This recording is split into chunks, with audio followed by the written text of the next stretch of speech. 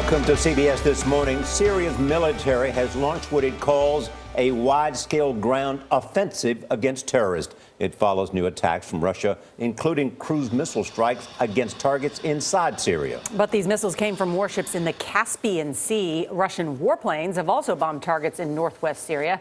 The U.S. says this morning that 90% of Russian attacks have not targeted ISIS or groups linked to al-Qaeda.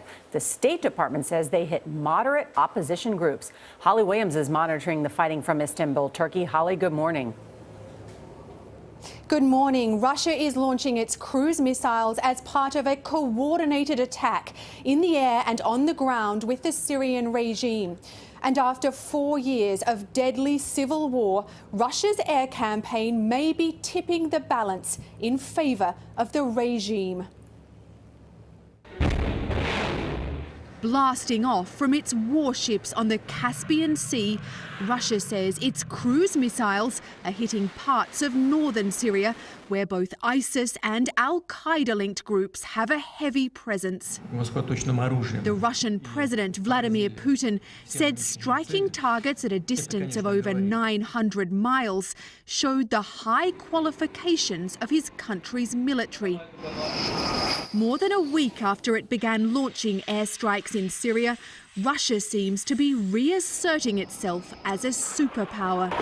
Protected by Russian air cover, Syrian regime troops pushed into rebel strongholds in the country's northwest.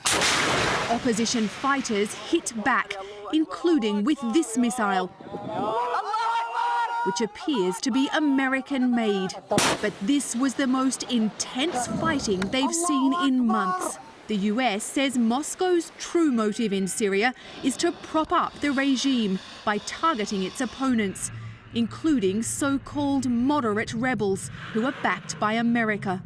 The Syrian war has already claimed more than 250,000 lives, many of them killed by the regime's indiscriminate bombing of civilian areas. But Russia has now seized the initiative in Syria, and this coordinated offensive with the regime could be a game changer. Russia's military buildup in Syria now also includes a battalion of ground troops, according to the US ambassador to NATO. And that's despite Russian assertions that it will not use ground troops in its operations inside Syria. Gail. Thank you, Holly Williams, reporting from Turkey.